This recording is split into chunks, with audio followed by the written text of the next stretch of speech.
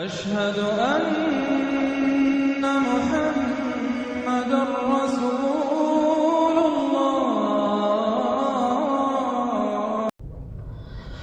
अस्सलामु अलैकुम रहमतुल्लाहि व बरकातहू। आज 23 सितंबर है 2024, तकरीबन 8:20 हुए हैं और आज की दूसरी वीडियो है ये। पिछली वीडियो में मैंने कुछ बकवास की है कि ऐसे समंदर में द्वीप होगा, उसमें मुसलमान औरतों को ले जाकर नंगा छोड़ दिया जाएगा और दूर दराज से जहाँ से भी लोग आएंगे मुसलमान लड़कियों को, औरतों को नंगा ठुकाई करेंगे, उनके इज्जत लूटेंगे और मुसलमान औरतों को पूरा रंडी खाना बना देंगे। मुसलमान औरतों को ले जाकर रंडी खाना में भर देंगे। मुसलमान कौम की बेटियां, चूँकि वो पहला टारगेट है उनका, जैसे कि मैं बता चुका हूं कि वन वर्ल्ड गवर्नमेंट के तहत दुनिया भर की औरतों को बाज़ार में बिठा दिया जाएगा और तमाम जगह शराब और अय्याशी आम होगा। हर इंसान जो है वो नौकरी करेगा, उसको जो तनख्वाह मिलेगी उसी पे गुजारा करेगा। गवर्नमेंट फैसला करेगी किसको पढ़ना है, किसको नहीं पढ़ना है, कौन डॉक्टर बनेगा, कौन इंजीनियर बनेगा, ये सारे फैसले गवर्नमेंट करेगी। एक आदमी चाहेगा मैं आज़ाद हूँ, मैं चाहूँ तो मैं पढ़ लिख कर डॉक्टर बनूँ, नहीं, गवर्नमेंट फैसला करेगी कौन डॉक्टर बनेगा कौन नहीं बनेगा, क्योंकि उसने गुलाम चुनना है, गुलाम रखना है, दुनिया को गुलाम बना के रखना है, जाहिल जपट रखना है। आप खेत में काम करो, आप कंपनी में काम करो, आप टेक्निकल काम करो, सारा डिसाइड वो करेगी, हुकूमत करेगी। लड़की हो, अगर आप लड़की हो तो आपके बारे में भी डिसाइड वो करेंगी। आप कितनी खूबसूरत हो, कितनी जवान हो, कितनी फिगर आपका कितना खूबसूरत है, वो हिसाब से आपकी ड्यूटी लगाई जाएगी। आपने यहाँ काम करना है, आपने यहाँ काम करना है, आपने यहाँ काम करना है।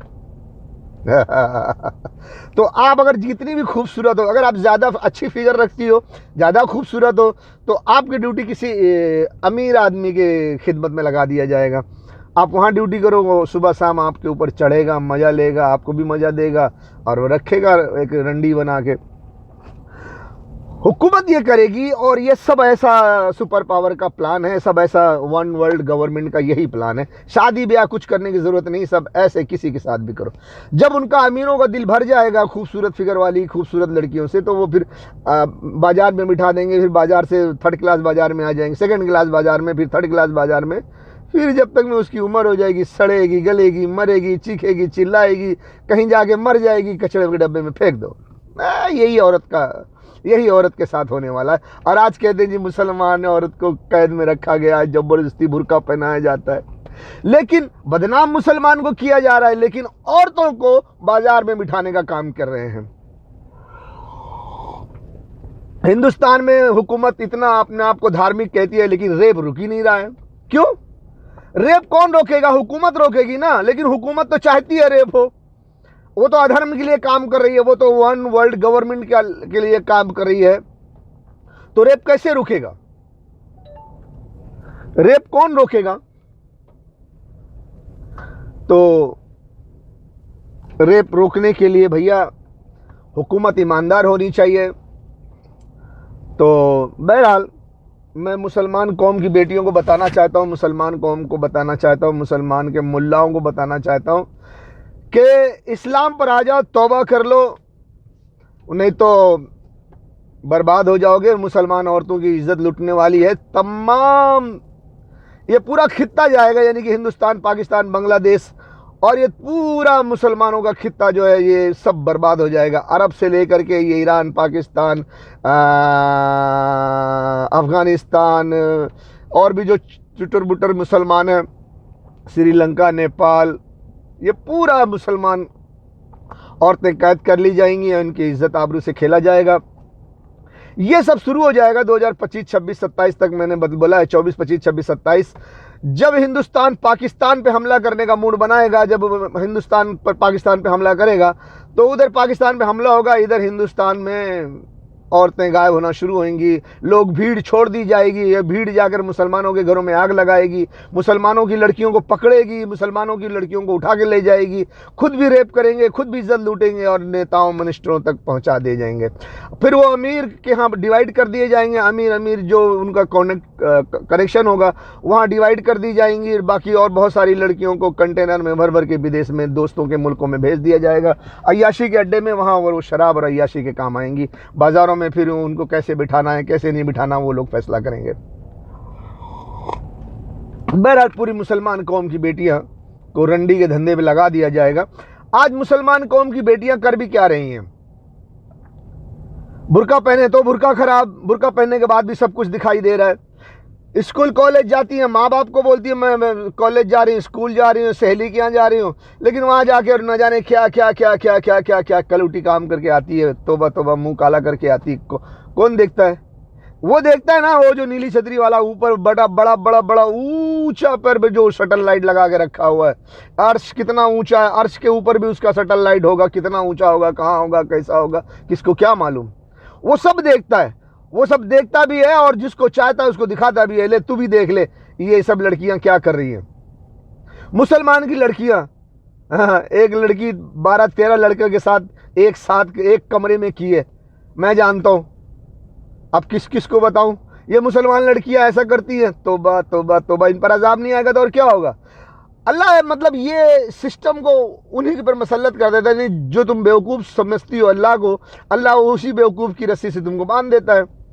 तुम अपना जिस्म खोलना चाहती हो, अपने जिस्म को कपड़े उतारना चाहती हो, तुम टाइट पहन के अपना जिस्म दिखाना चाहती हो, तो अल्लाह भी उन लोगों को छोड़ दिया जो तुम्हारे जिस्म को देखना चाहते हैं, तुमको नंगा करना चाहते हैं, तुमको नंगा करके अपने बाजार में बिठाना चाहते हैं। देखो भी मैंने एक कर्नाटक में देखा, जब बुर्के पर पाबंदी लगाई गई थी, उन दिनों बहुत वीडियो आई थी मेरे पास, मैंने वीडियो देखा। उस वीडियो में ये कहा जाता था कि आप बुर्का उतारो तो स्कूल में जाओ, नहीं तो मत जाओ। ऐसी हालत में एक वीडियो मैंने देखा, उसमें बुर्का उतारा जाता था, तो एक लड़की का भाई था साथ में, लेकिन उसको बुर्का उतार के फिर स्कूल में डाला उसने। जब बुर्का उतारी, वो कैमरे के सामने बुर्का उतारी, जब कैमरे के सामने बुर्का उतारी तो अंदर पहनी क्या थी मालूम है आपको? जीन्स और टी शर्ट। जीन्स और टी शर्ट, यानी ऊपर से बुर्का है, अंदर जीन्स और टी शर्ट है। माशाल्लाह माशाल्लाह माशाल्लाह, देख के हैरान रह गया। मैंने कहा अल्लाह ये तो सही जा रहा है, तो सही जा रहा है। जो अपने आप को दिखाना चाहती है उस पर दुश्मन को मसल्लत कर दे रहा है। चलो तुम देखो, ये दिखा रही थी, तुम देखो, अंदर जीन्स टी शर्ट, ऊपर से बुर्का पहनकर। फिर क्यों? जहां बुर्का उतरेगा वहां जीन्स टी शर्ट। तो हुकूमत कह रही है बुर्का उतार दो। जबरदस्ती बुर्का पहनने की क्या जरूरत है? अल्लाह ने जबरदस्ती तो नहीं कहा। जब अल्लाह के, तुम्हारे दिल में अल्लाह की मोहब्बत ही नहीं है, इस्लाम की मोहब्बत ही नहीं है, अंदर जीन्स टी शर्ट ऊपर से बुर्का, तो कैसा चलेगा भैया? बिरयानी का एक डेग बनाओ, अंदर कीड़े मकोड़े भर दो, ऊपर बिरयानी का छिड़काव कर दो, बोलो जी पूरा डेग बिरयानी बना हुआ है। ऐसा थोड़ी ना होता है। खाओगे तुम? नहीं खाओगे। अल्लाह कैसा खा लेगा? अल्लाह को पता है ना बुर्के के अंदर क्या है, जीन्स टी शर्ट है। अब जीन्स टी शर्ट जो तुम पहनती हो तो तुम्हारे दिल में क्या है? ढंग डन ढंग डन ढंग डन ढंग डन। तो फिर अल्लाह तो सब जानता है ना, फिर तुमको ढंग डन कौम पर तुमको मसल्लत करके ऐसी कौम के पास भेज देगा जो सुबह शाम 200-250 आदमी चढ़ेंगे।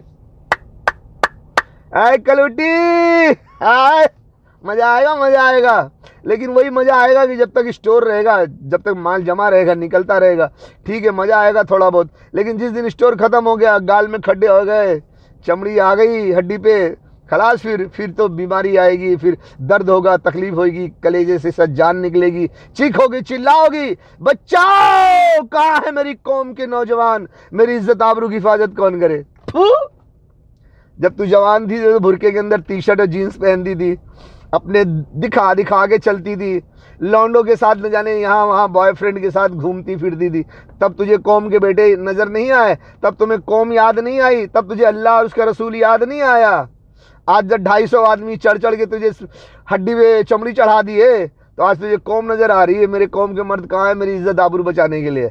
कहाँ है? और वैसे भी मुसलमान कौम फोकट चोदू है, सोचती है कि कोई आसमान से उतरे, फोकट में काम करके चला जाए हमारी हिफाजत करके। ऐसे थोड़ी ना होता है, होता है ऐसा? फोकट चोदू मुसलमान कौम।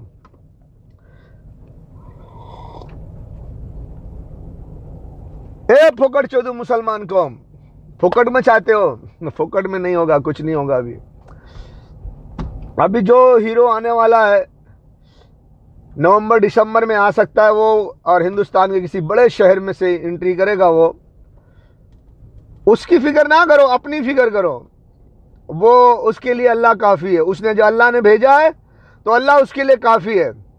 लेकिन तुम्हारी बेटियों की इज्जत आबरू से खेला जाएगा। अगर तुम अपनी बेटियों की इज्जत आबरू बचाना चाहते हो तो माल तैयार रखना। फोकट चोदुआ माल तैयार रखना, नहीं तो तुम्हारी बहन बेटी की इज्जत बचाने का कोई ठेका लेके नहीं रखा है कि कॉन्ट्रैक्ट लेकर रखा है तुम्हारी बहन बेटी की इज्जत बचाएगा, नहीं बचाएगा। जो उखाड़ना है उखाड़ लो। मुसलमान कौम की बेटियों होशियार हो जाओ। वो तुम्हारे जो नेता मिनिस्टर हो जो स्टेज बनाकर बड़ी बड़ी डायलॉग मारते हैं कि अभी हमारा नेता सब संभाल लेगा, अरे हम ऐसा कर देंगे वैसा कर देंगे, कौन आया भाई, शेर आया। आज तक किसी शेर ने कुछ उखाड़ा? मुसलमानों का कत्लेआम कब से हो रहा है? मुसलमान की बहन बेटियों की इज्जत कब से लूट रही है? मुसलमान कौम की बेटियां भी इतनी खुद को कमजोर समझने लगी हैं, बाज लड़कियां, कि कमजोर समझकर जानबूझकर वो गैर मुस्लिम के साथ भाग जा रही हैं। जानती हमारे कौम के मर्द अब कुछ नहीं कर सकते, वो खुद ही चली जा रही हैं। आए दिन मुझे वीडियो मिलता है मुसलमान की लड़की गैर मुसलमान से शादी कर ली, भाग गई भाग गई। बाद में ऐसा भी खबर मिलता है कि वो मुसलमान की लड़की थी, अब पुलिस थाने दौड़ रही है। ऐसी भी बहुत वीडियो मिल रही है जो मुसलमान लड़कियां भाग कर हिंदू लड़के के साथ शादी कर ली हैं और वो अब पुलिस स्टेशन जा रही हैं। भैया हमारे साथ इंसाफ करो, मैं मुसलमान थी, हिंदू हो गई और मेरा आदमी मुझको छोड़ के भाग गया, और वो जब रखा था तो खुद भी और बहनों को भी, बाप को भी, इसको भी उसको भी, कितना। अब वो लड़कियां परेशान हो गए भी थाना भाग रही, उनका कुछ भी नहीं हो रहा है। अब जाहिर सी बात है कि मुसलमान कौम की बेटियों की ज़िंदगी बर्बाद करना था, मकसद वही था। और जिनका ईमान नहीं था वो गई अपनी ज़िंदगी बर्बाद की। अगर एक आध कहीं खुश भी होंगी तो क्या हुआ? मरने के बाद क्या जवाब दोगी मुसलमान कौम की बेटियों? मरने के बाद तो जहन्नम की आग है, दोज़ख की आग की तैयारी करो। खुद भी जाओ और जिसके साथ भाग कर गई हो उसको भी ले जाओ, और तुम दोनों की कबड्डी से जो फूल खिले हैं उसको भी लेके जाओ, फूल को भी दोज़ख में डालो। हमें क्या करना है?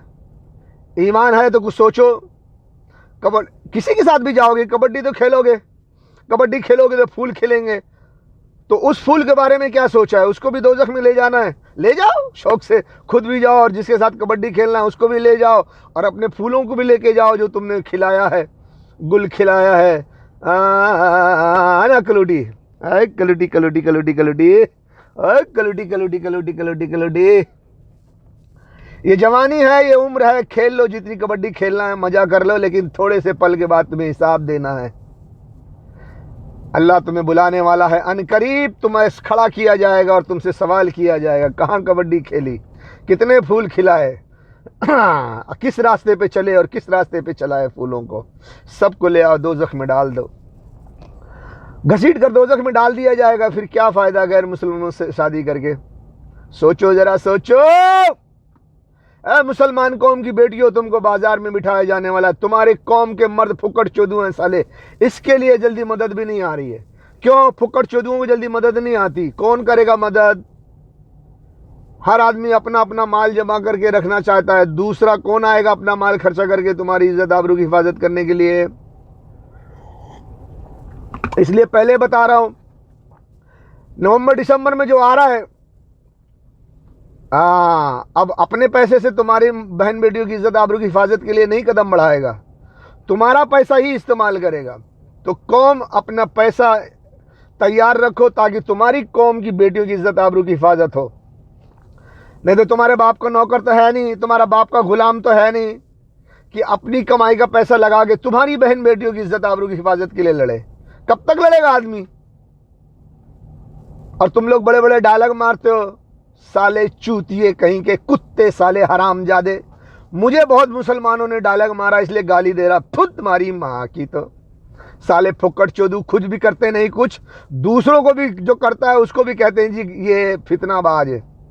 मुझे भी कई लोगों ने बहुत बुरे बुरे लफ्ज़ कहे, जब मैंने जाकर उनको समझाया बताया तो कहा ऐसे कुत्तों को थूकता हूँ मैं, और उनकी भी बहन बेटियां घसीट ली जाएंगी, एक दिन वो खुद कुछ न कर सकेंगे, अपनी बहन बेटियों की इज्जत आबरू की हिफाजत न कर सकेंगे। बहरहाल वो ज़माना आने वाला है, वो याद रखो। जब कहा गया था कि जब मुल्ले काटे जाएंगे राम राम चिल्लाएंगे, तो मुल्ले तो काटे जाएंगे, साले है हरामी झंडू बाम है, साले झूठे मक्कार, इस्लाम को छुपा लेते हैं, गैर इस्लाम को हवा देते हैं, अपनी दुकान चमकाते हैं और पैसे कमा के खाते हैं, मजा करते हैं। इन्हीं के घरों में पर्दा नशीं बेटियां इनकी होती हैं। कल भीड़ आएगी और भीड़ आके तो ये अपना जान बचाना भारी पड़ जाएगा। फिर ये कहेंगे ना यार हमारी बेटियां ले जाओ, हाथ पकड़ के देगी अपनी बेटियों का, ले जाओ इनके साथ ठोको बजाओ मजा लो, हमारी जान बख्श दो। क्यों? जीना चाहते हैं दुनिया में, मरने से डरते हैं। क्यों? सारी जिंदगी तो उन्होंने इस्लाम के खिलाफ काम किया, अपनी दुकान चमकाई है दौलत के लिए, थोड़ा सा माल के लिए। अब ये अल्लाह के सामने खड़े होने से डरेंगे नहीं तो क्या करेंगे? ले जाओ, खुद ही कहेंगे हमारी बेटियां ले जाओ, उनकी बेटियां ले जाओ, ठोको बजाओ, आगे से मारो पीछे से मारो, लेकिन जान बख्श दो भैया, जान बख्श दो। कैसा होगा? इसीलिए तो अल्लाह मियाँ ने चारों तरफ से घेर के दबोचा है। भागो कितना भागते हो, बोलो झूठ जितना बोलते हो। ए मुल्ला, एक ठो रहा बंबई में औकात रहा ससुर, हमको पीर साहब की जरूरत है। कहाँ चले गए भैया पीर साहब? अरे पीर साहब वालों, तुम्हारी जो ना बहन बेटी की इज्जत लुटने वाली है, ऐसे ऐसे दीप में बिठाया जाएगा नंगा करके, देख लो। एक पोस्टर वीडियो में डाल दूंगा, देख लेना, सीधे से अच्छे से देख लेना। देखो, दिखाऊं? देखो देखो देखो देखो देखो देखे तुम्हारी मुसलमान कौम की बेटियों के साथ ये अंजाम होने वाला है। तुम्हारे पीर साहब कहां चले गए? ज़ल्लमन तदून इल्ला इय्याह, सब के सब गायब हो गए, सिवा अल्लाह के अब कोई भी नजर नहीं आता। हर कोई, चाहे किसी भी जमात का हो, यही कहता है अल्लाह अल्लाह अल्लाह, देख अल्लाह तो देख क्या, और अल्लाह मियाँ संभाल, अल्लाह मियाँ हमारी दुआ कबूल कर। क्यों भैया? पहले अल्लाह मियाँ नहीं था, पहले तो तुम्हारे पीर साहब थे। और कोई दुआ भी करता था बोलते थे डायरेक्ट दुआ मत कबूल कर, 10 माले पे जाना तो लिफ्ट का इस्तेमाल कर, सीढ़ी का इस्तेमाल कर, नहीं तो तेरी दुआ कबूल नहीं होगी। आज हर मुसलमान डायरेक्ट बोल रहा है मैं मुसलमान हूं, मेरा मजहब इस्लाम है, मैं अल्लाह अल्लाह मेरी हिफाजत कर। अरे यार अल्लाह को क्यों बोलते हो? पहले अपने पीर साहब को बोलो, पीर साहब जाके अल्लाह मियाँ को बोलेंगे, तब जाके अल्लाह मियाँ तुम्हारी हिफाजत करेंगे। भूल गए? भूल गए?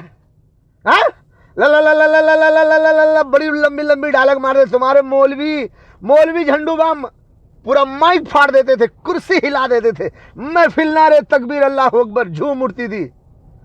कहां गए वो बोल बचन? ज़ल्लमन तदून इल्ला इय्याह, हाँ, सब के सब गायब हो गए।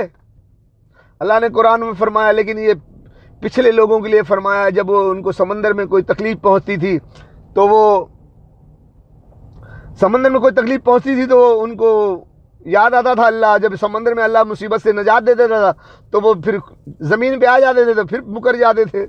वइज़ा मस्साकुमुज़्ज़ुर्रु फ़िल बहरि ज़ल्लमन तदऊना इल्ला इय्याह फ़लम्मा नज्जाकुम मिनल बर्रि आरज़्तुम व कानल इंसानु कफ़ूरा।